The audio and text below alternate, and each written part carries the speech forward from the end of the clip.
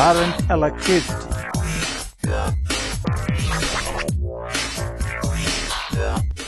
Electric current is the flow of electric charge. In solid conductors, electrons carry charges into the circuit because they are free to move around the atomic networks. Protons are bound inside the atomic nucleus, locked in fixed positions. In fluids such as electrolytes in car battery, positive and negative ions as well as electrons can flow. Electric current is measured in amperes, abbreviated with the symbol capital A. An ampere is the flow of 1 coulomb of charge per second. When current is flowing, negative electrons move through the atomic network of positively charged atomic nuclei. So an electric current is the rate of flow of charges through a conductor. The amount of current flowing through an electric device or circuit is measured with an ammeter. Here's a diagrammatic representation of a simple circuit consisting of a battery, an ammeter, and a load, in this case a bulb. An ammeter is a device of low resistance and thus is usually connected in series with other devices. Let us see how we use an ammeter. For this we need wires, bulb, ammeter, and a switch. We will connect the circuit as it was in the diagram.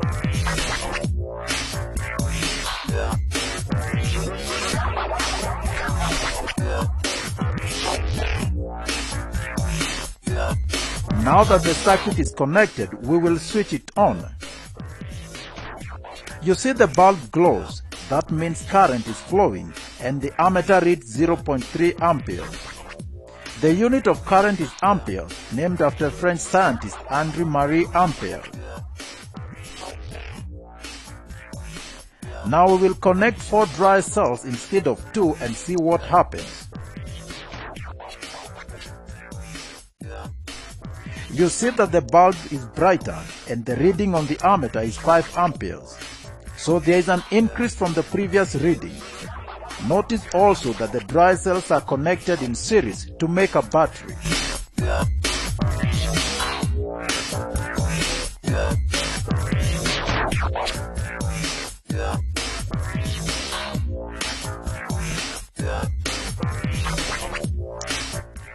Potential difference. Charges will not flow unless there is a potential difference, also called a voltage difference. Voltage is related to potential energy. It is the electric potential energy per charge. The unit of voltage is the volt. Electric engineers and electricians often think of voltage difference as an electric pressure that pushes charges through a circuit. Something that provides voltage difference is known as a voltage source.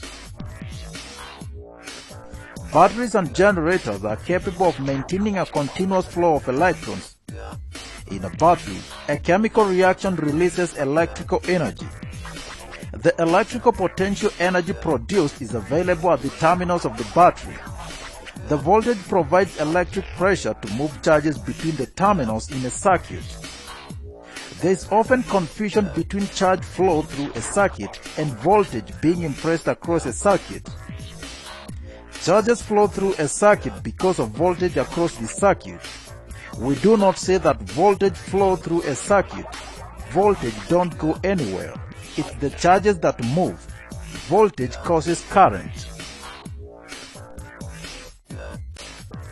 In general, the potential difference between 2 points, say A and B of a conductor, is defined as the work done in moving a unit of charge from point B to A of the conductor. Potential difference is equal to work done in joules over the charge moved Q in coulombs. VAB is equal to W over Q. This potential difference is measured using a voltmeter. Here's a diagrammatic representation of a circuit consisting of a battery, a bulb, a voltmeter. In this case, we are measuring the potential difference of voltage across the bulb. A voltmeter is a device of high resistance and is thus connected in parallel with other loads or devices. Let's see how we measure the voltage in a circuit. we will use some wires, a bulb, a voltmeter, switch and dry cells. Note that the voltmeter is connected in parallel to the bulb here. We will first connect two dry cells to the circuit and see the potential difference.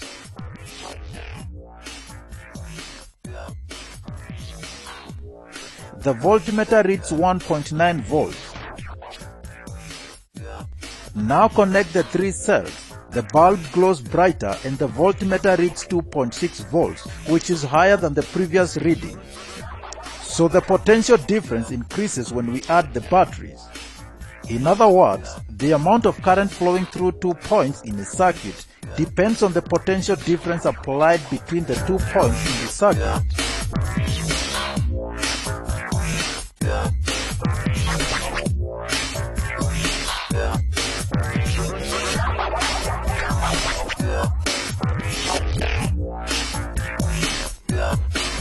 Points at the same electric potential.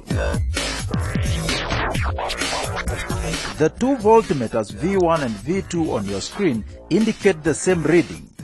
This is because a good conductor of electricity joins points A and D. The same applies to point B and C. Points A and D are said to be at the same electric potential, and so are points B and C. Each of the voltmeters, V1 and V2, therefore measures the potential difference of voltage between points A and B. That the electric potential at A is higher than that at B, and therefore the conventional current flows from point A to B through an external circuit, that is the bulb.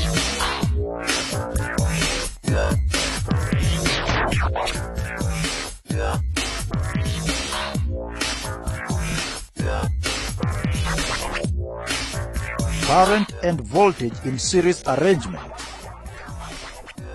These bulbs and ammeter are connected in series. When the circuit is connected and completed, it is observed that the readings on the ammeters is the same. Therefore, in a series connection, current is uniform, that is A1 is equal to A2 and is equal to A3.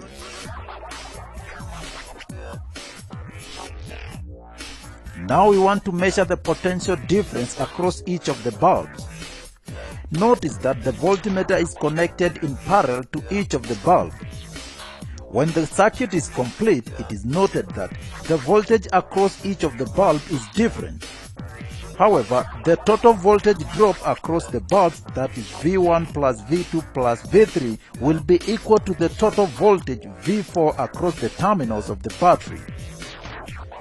In conclusion, in a series arrangement, the same current flows through each component, but the sum of the voltage drop across the component is equal to the supply voltage. Therefore, in a series connection, A1 is equal to A2 and is equal to A3. At the same time, V1 plus V2 plus V3 is equal to V4.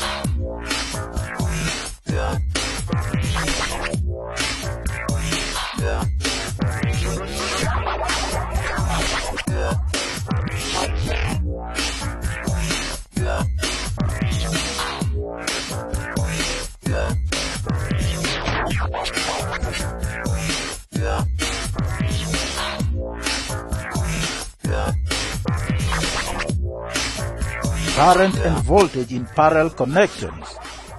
Now these bulbs are connected in parallel to each other, and an ammeter is used to record the current flow through each of the bulbs.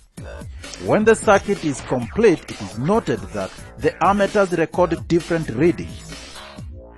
However, it should be observed that A1 plus A2 plus A3 will be equal to A4.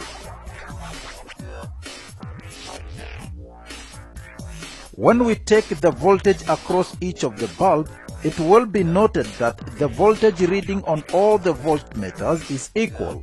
That is, V1 is equal to V2, it's equal to V3, and is equal to V4. In conclusion, when components are connected in parallel, the sum of the current in the circuit is equal to the total current. Thus, the total current flowing into a junction equals to the total current flowing out. 2. There is equal voltage drop across each of them since their terminals are at the same electric potential.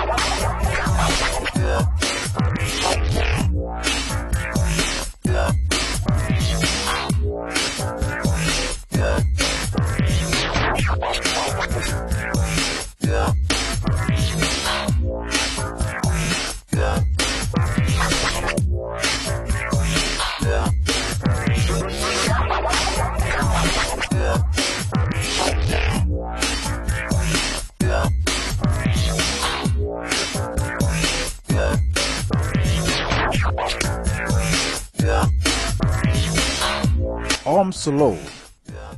The relationship between voltage across a conductor and the current flowing through it is summarized in Ohm's law, and it is as simple as it goes. If you switch on these torches, you realize that the yellow one lights, but the red one doesn't. And you know why? That's because the yellow torch has dry cells inside. These dry cells supply the voltage needed to drive the current through the conductor, and thus the bulb lights. We can set up a simple activity to help us understand the relationship between current I flowing through a circuit and the potential difference V. Observe the difference in the intensity of the glow when different cells are introduced in the circuit.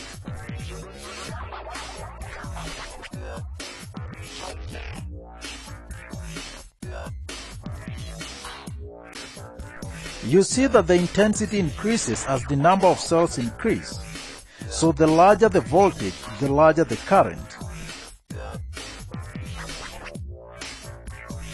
We can establish the relationship between voltage and current by connecting a cell, an ammeter, a voltmeter, a resistor, and a rheostat. Switch on the circuit and drag the pointer of the rheostat to vary the current flowing through the circuit. Each time you drag the rheostat pointer, record the readings of the ammeter and the corresponding voltmeter.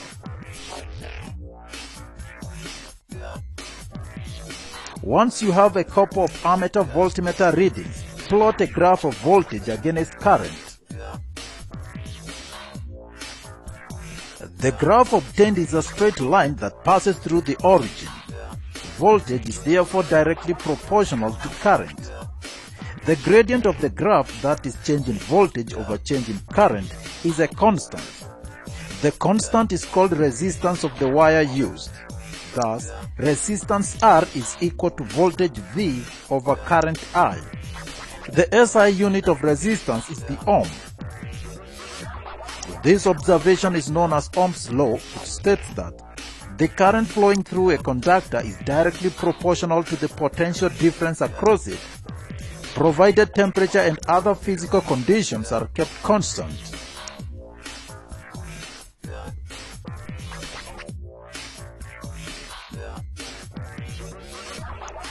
A simple way to remember Ohm's law is to visualize a triangle VRI. To find any of the variables, simply hide that variable and you get its formula. So when we hide V, we get R times I.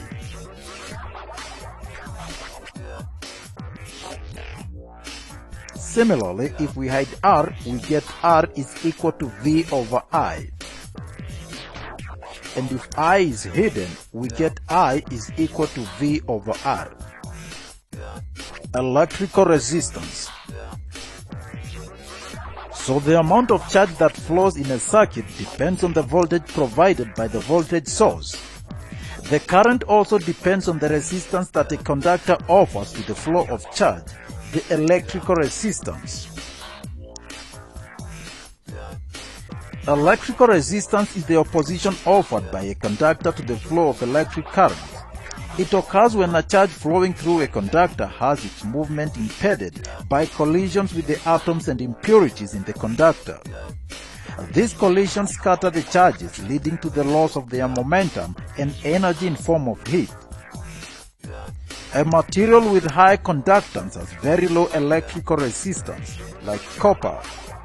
The instrument used for measuring resistance is called the ohmmeter. The resistance of a wire depends on the conductivity of the material of the wire and on the thickness and length of the wire. Thick wires have less resistance than thin wires. Longer wires have higher resistance than short ones. Electrical resistance also depends on temperature. For the most part, increase in temperature means increased resistance because heating increases the vibrations of atoms and thus increases the collisions per cross-section of the conductor. Let us look at the conductivity of a material.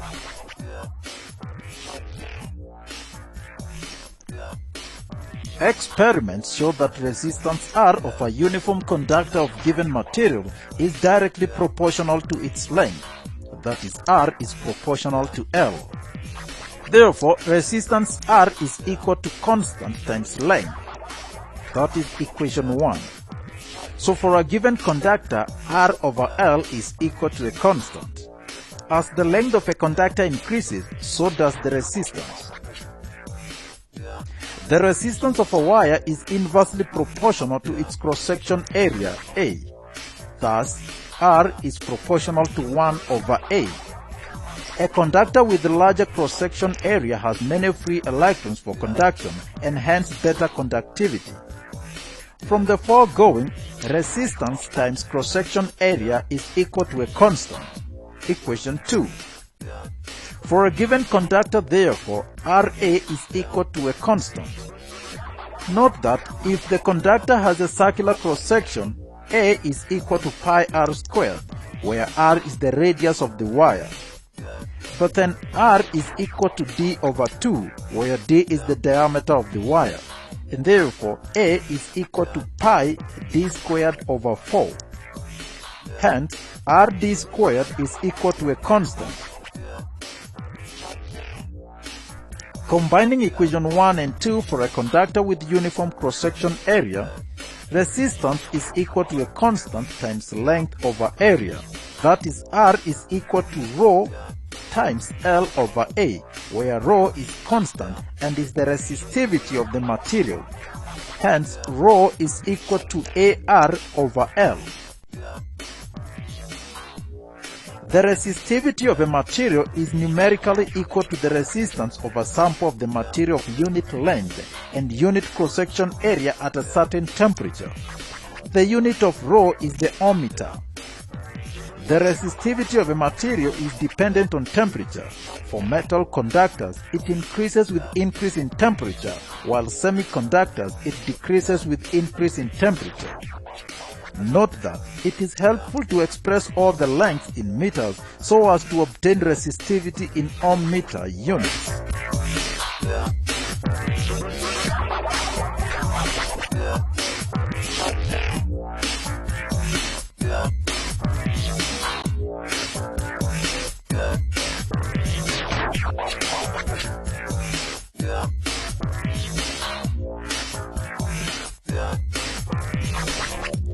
Resistance.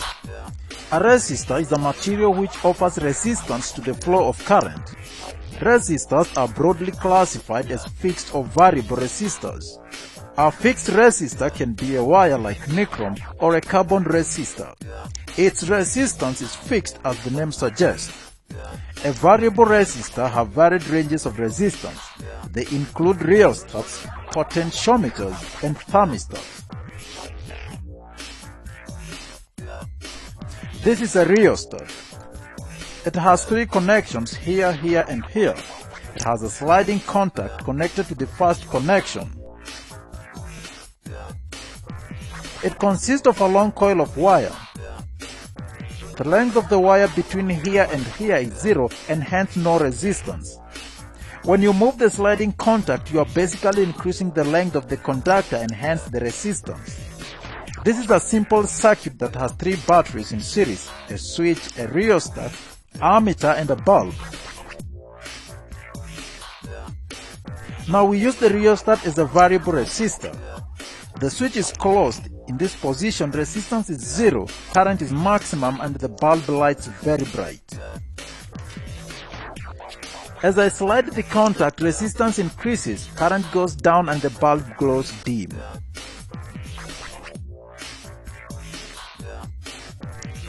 Measurement of resistance. The first method of measuring resistance is the one we used in demonstrating Ohm's law. By taking various ammeter readings and corresponding voltmeter readings and using that to plot the graph of V against I, one can get the resistance of any material by simply calculating the gradient of the graph.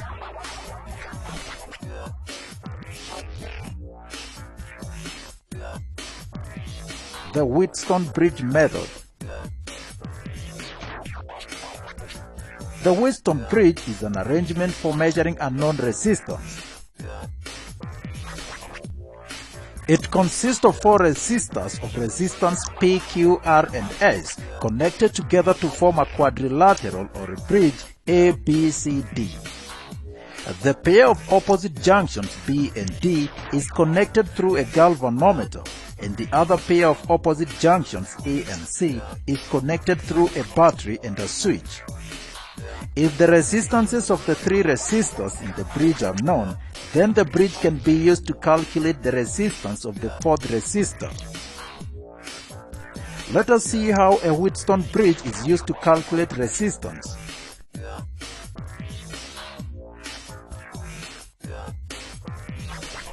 First, we will have to balance the bridge. The value of the resistors P, Q, R, and S are so adjusted that the galvanometer shows no deflection when the switch is on. This means that no current is flowing in the arm BD, and therefore the potential at B is equal to the potential at D. The bridge is said to be balanced. P over Q is equal to R over S. Knowing the value of the 3 resistors P, Q, and R, the unknown resistance S can be found out. S is equal to RQ by P.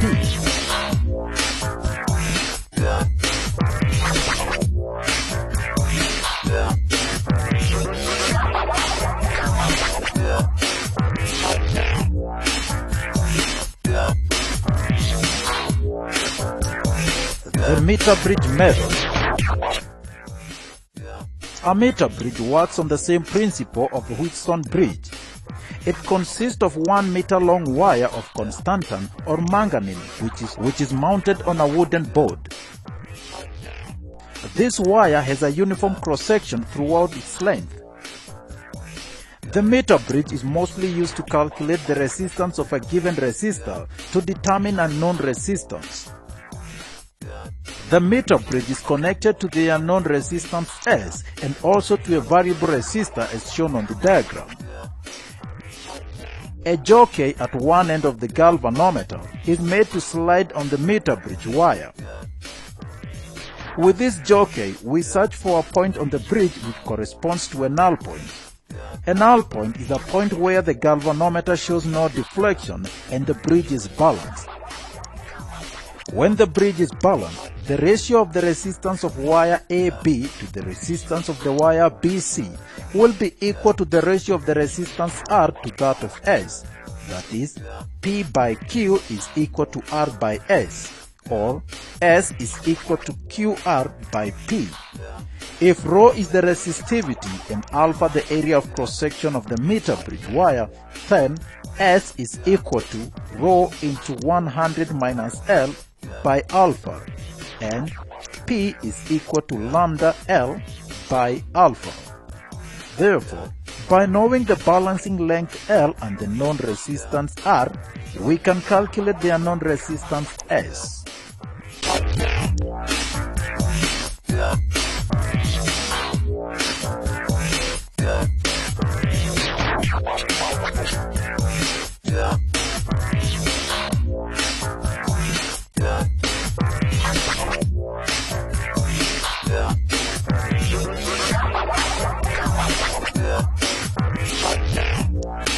Resistors network. Generally, in an electric diagram, a zigzag line represents a fixed resistor. Two thick dots at the ends represent brass terminals. In an electric circuit, resistors can be connected in series or in parallel. Resistors in series. Resistors are said to be connected in series if they are connected one after the other in the form of a continuous chain as shown here.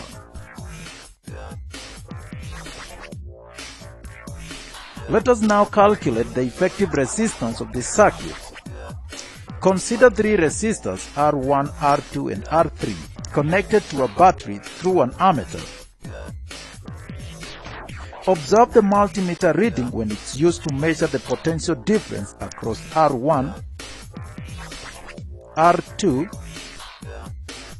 and R3. Now observe the multimeter reading when used as an ammeter.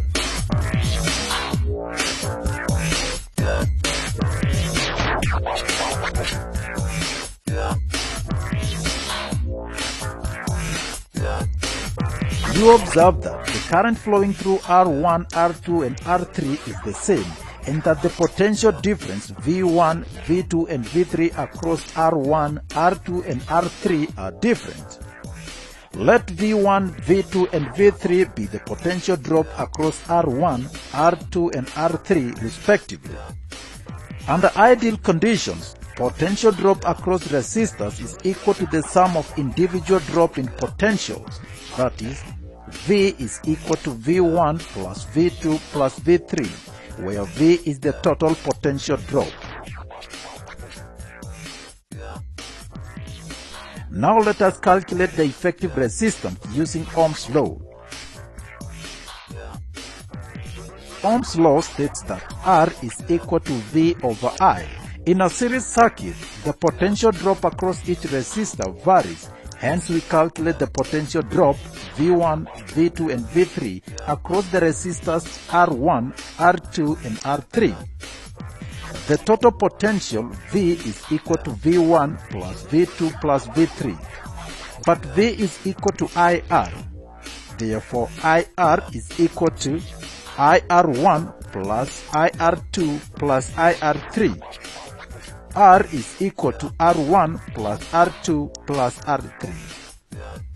Therefore, the effective resistance of the circuit is equal to the sum of the resistances of the individual resistors in the circuit.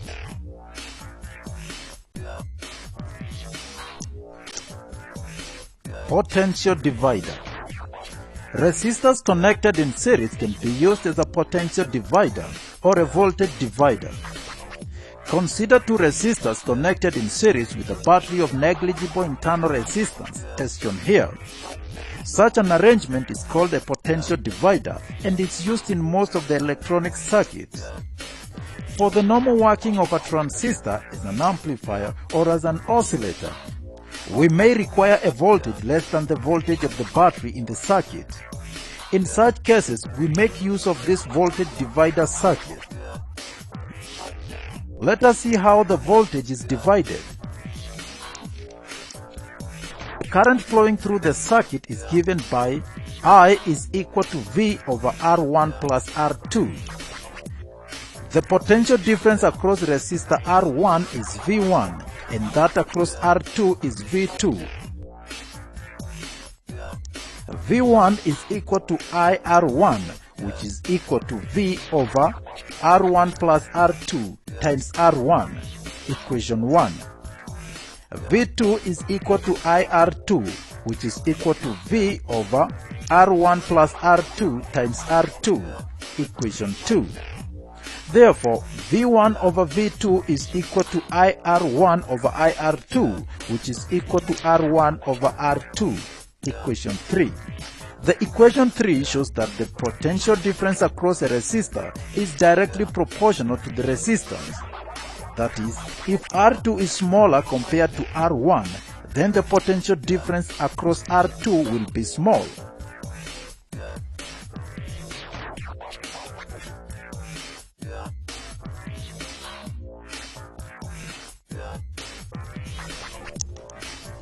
Resistors in parallel.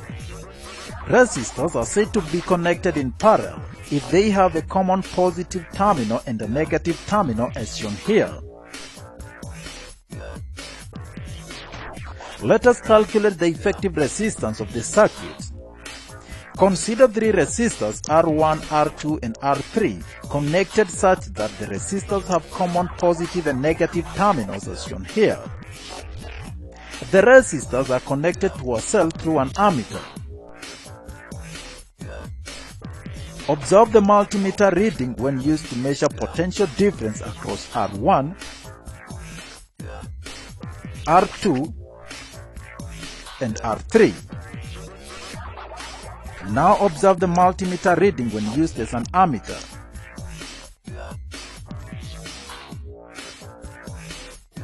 You observe that the current flowing through R1, R2 and R3 is different, and that the potential drop V1, V2 and V3 across R1, R2 and R3 is the same. Let us now calculate the effective resistance of the circuit. Let I1, I2 and I3 be the current flowing through the resistors R1, R2 and R3 respectively. Under ideal conditions, I is equal to I1 plus I2 plus I3. According to Ohm's law, R is equal to V over I. In a parallel circuit, the current flowing through individual resistors varies, and hence we first calculate I1, I2 and I3. Total current I is equal to V by R. I is equal to I1 plus I2 plus I3, or V over R is equal to V over R1 plus V over R2 plus V over R3. V into 1 over R is equal to V into 1 over R1 plus 1 over R2 plus 1 over R3. Cancelling out V, 1 over R is equal to 1 over R1 plus 1 over R2 plus 1 over R3.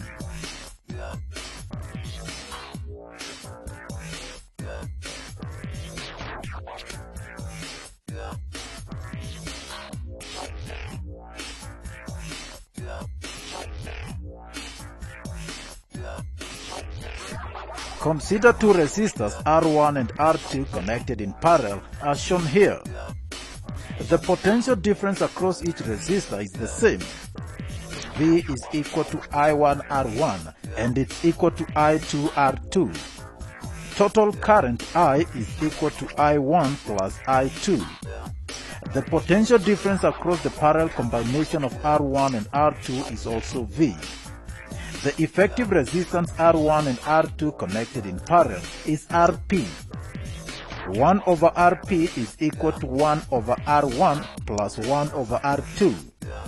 Rp is equal to R1 R2 by R1 plus R2. V is equal to I1 R1 and is equal to I2 R2, which is equal to I Rp. I1 R1 is equal to IRP and it's equal to R1 R2 by R1 plus R2 times I. I is equal to R2 over R1 plus R2 times I. Similarly, I2 is equal to R1 over R1 plus R2 times I.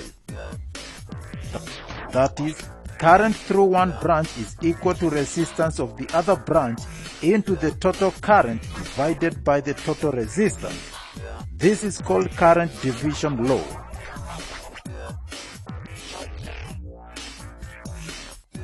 Example: two resistors of 6 ohm and 3 ohm in parallel are connected in series to a 4 ohm resistor and a cell of EMF 1.5 volts. Calculate the equivalent resistance of the circuit and the current through each of the resistors.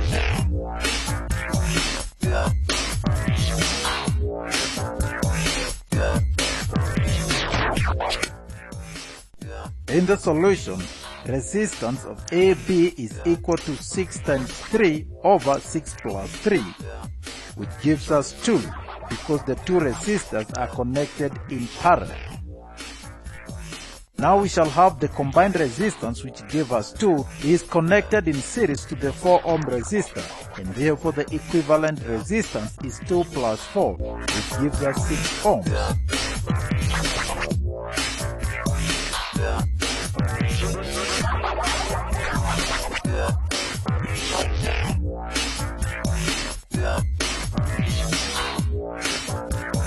B. Total current flows through the 4 ohm resistor. Therefore, IT is equal to VT over RT, which is equal to 1.5 over 6, which is equal to 0.25 amps. Now, IA plus IB is equal to 0.25.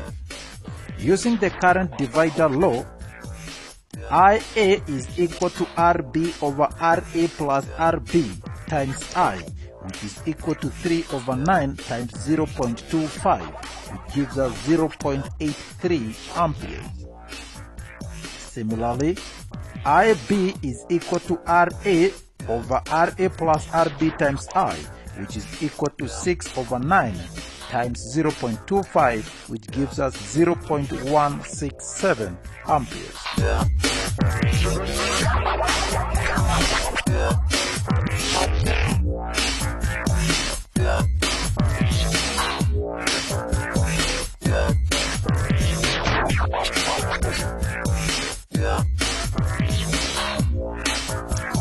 Electromotive force and internal resistance.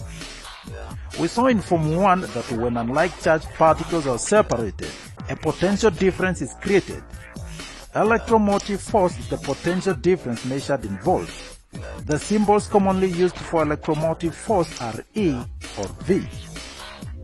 The potential difference in charges forces current to flow. There are practically 7 forms of electricity generation, and all of them create an electromotive force or EMF. The potential difference across 2 open terminals is known as the unloaded voltage and is equal to the electromotive force of the cell. This EMF forces current to flow when a circuit is attached to the source of EMF. There is typically some amount of resistance in all electrical components and devices. When current flows, the voltage across the terminals of the source of EMF is no longer the unloaded value. There will be a voltage drop inside the device due to the internal resistance of the EMF source. When the circuit was not connected, the battery had an unloaded voltage reading of 1.5 volts. Once the circuit was connected and current started to flow, there was a voltage drop across the internal resistance of the device, and the applied circuit voltage was reduced to 1.3 volts. The DC power supply is a commonly used device in the lab. It has the ability to create different amounts of EMF. As the voltage is increased, the potential difference between the terminals is increased. Note that the unloaded voltage of the power supply is set to 5 volts. A DC power supply will experience a loss of potential difference due to internal resistance of the power supply. When the circuit is connected and the current starts to flow, the internal resistance of the power supply reduces the applied circuit voltage to 4.7. This difference of 0.3 volts is called the lost volts.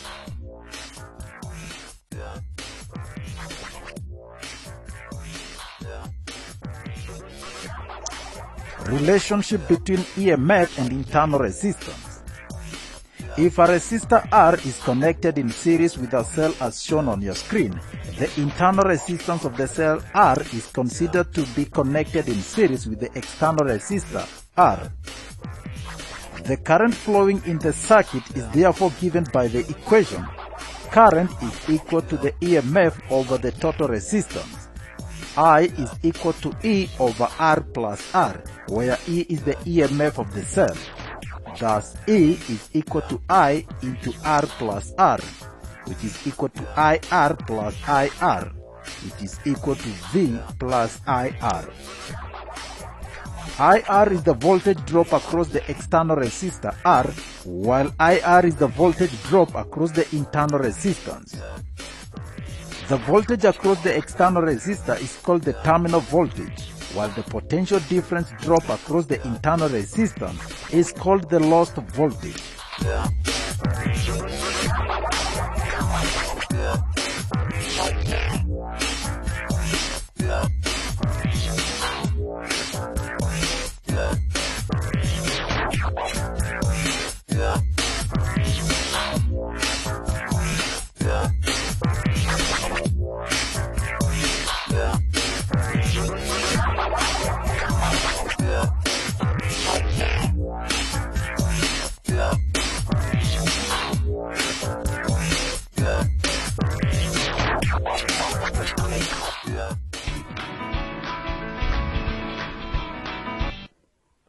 The Royal Institution in England had very quickly, in the early 1800s, devised a very large bank of batteries. In fact, the batteries consisted of 2,000 cells. If these cells produced each about 0.7 of a volt, you can imagine even 2,000 of those connected in series would have given quite a large amount of electric current.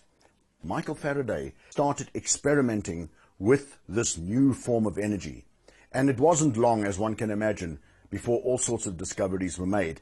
Oersted realized very quickly that if an electric current was passed through a wire, that a magnetic field could be generated.